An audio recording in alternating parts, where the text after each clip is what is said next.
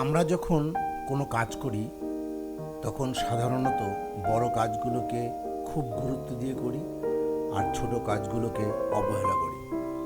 কিন্তু আপনি কি জানেন, একজন প্রকৃত কর্মযোগীর দৃষ্টিভঙ্গি ঠিক এর উল্টো। তাদের কাছে কাজ ছোট না বড় সেটা বড় কথা নয়, বড় কথা হলো কাজটা কেমন করে করা হচ্ছে। একজন কর্মযোগীর কাছে দেয়ালে একটা সাধারণ পিনকাঠি লাগানো এবং একটা বিশাল উৎসব পরিচালনা করা দুটোই সমান গুরুত্বপূর্ণ। আজ আমরা জানব কেন এই সাধারণ মানসিকতাই জীবনের প্রতিটি কাজে পরিপূর্ণতা এবং সফলতা নিয়ে আসে। নমস্কার বন্ধুরা, সবাইকে সুনন্দর মোটিভেশন চ্যানেলে স্বাগতম। আমাদের মধ্যে বেশিরভাগ মানুষই বড় কাজকে বড় আর ছোট কাজকে ছোট নজরে দেখে, আর ঠিক এই কারণেই কোনো কাজে আমরা পরিপূর্ণতা বা পারফেকশন পাই না। আসলে যে কোনো একটা বড় কাজ তো আর একা একা আকাশ থেকে পড়ে না।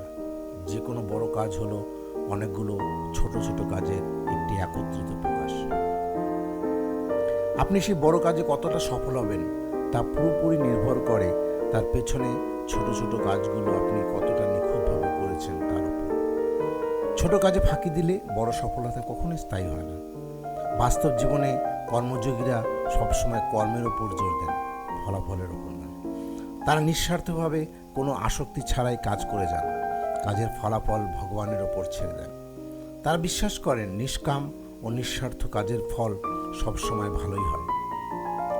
আমাদের এই ছোট জীবনে আমাদের অনেক কাজ করতে হয়, আর এই প্রতিটি কাজে যদি একাগ্রতা বা ফোকাস না থাকে তবে অসফল হওয়ার সম্ভাবনা অনেক বেড়ে যায়। আর জীবনে বারবার এই অসফলতা কি ডেকে আনে? মানসিক চাপ বা ডিপ্রেশন, যার ফলে আমরা জীবনের মানসিক ভারসাম্য হারিয়ে ফেলি। তাহলে জীবনের এই মানসিক চাপ থেকে মুক্তির এবং সফলতার উপায় কি? উপায় হলো আমাদের জীবনের প্রতিটি আচরণ হোক একজন কর্মযোগীর মতো। ফলাফল কি হবে, মানুষ কি বলবে, সব চিন্তা মাথা থেকে ছেড়ে ফেলুন। আপনার সামনে যে কাজটাই আসুক না কেন, তা যতই ছোট বা বড় হোক না কেন, নিজের পুরো একাগ্রতা দিয়ে সেটা করুন। শুধু কর্ম করে যান, কারণ কর্মই আপনার জীবনের আসল ধর্ম। আজ থেকে আপনিও কি আপনার প্রতিটি ছোট কাজকে সমান গুরুত্ব দিয়ে করবেন? কমেন্ট করে অবশ্যই আপনার মতামত জানান। ভিডিওটি ভালো লাগলে লাইক করুন এবং বন্ধুদের সাথে শেয়ার করে তাদেরকেও অনুপ্রাণিত করুন। এই ধরনের আরও মোটিভেশনাল ভিডিও পেতে চ্যানেলটি সাবস্ক্রাইব করে রাখুন। ধন্যবাদ। সুস্থ থাকুন আর কর্মযোগীর মতো এগিয়ে চলুন।